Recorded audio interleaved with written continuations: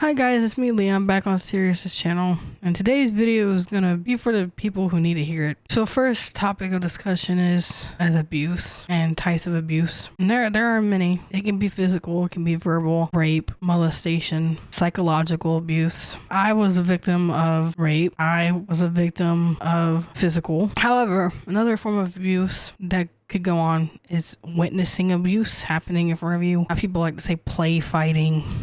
That's just domestic abuse. Or I'll use me as an example. Growing up as a young kid, I witnessed my dad hitting my mom several times. That is a form of abuse. If you're living in a household and you're seeing it happen, that's abuse. So basically, the best way to say it is a cycle of Stockholm syndrome. It's what you tend to go towards. It's what you're used to, and you end up thinking it's normal. And it's not normal, not at all. And it's not your fault that you feel that way, because this abuse it's not coming from you. It's coming from the people around you, but it's not your fault. It usually starts with the family, and that is the hardest thing to point fingers at, is the people who are supposed to love you and protect you. But that's where it starts, and it could show up with friends. I was taken advantage by people I thought were my friends, and then come to find out they weren't, because of how they treated me. And the most damaging part of where the cycle of abuse goes into is relationships. That's where it becomes the most damning, like what we think is romantical relationships, because you as a person, you're trying to give them your all. You're trying to pour your heart and soul into them and love them and be there for them, because you have such a big heart that you want to show that you're loved, and you as yourself want love. So that's what you're looking for. But then these people you think love you, you're in these relationships with them romantically,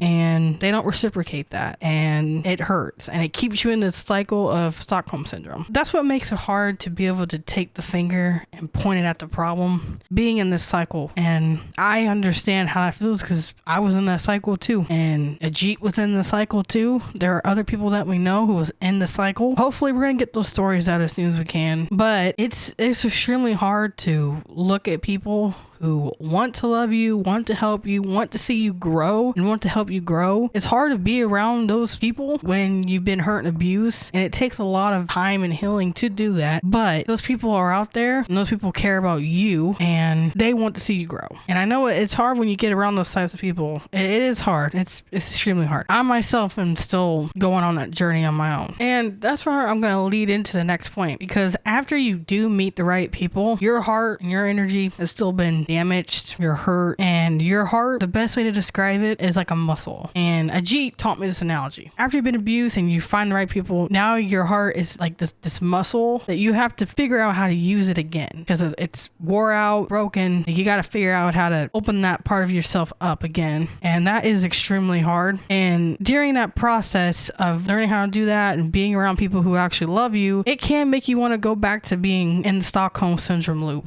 It can make you want to leave, it can make you want to go back to the people who've hurt you, hit up people who've hurt you. It can make you do that, but you have to know that none of that's your fault, and the best way to kind of move through that is to talk to the people that you're with who care about you and love you, people who actually do good for your energy. That's a really big part. If you're around people who are draining you out and just basically sucking you dry, that's a good sign that those people are not for you, and they don't mean well for you at all, because they're not reciprocating the energy that you're giving out to them. You shouldn't have to give out and never receive anything.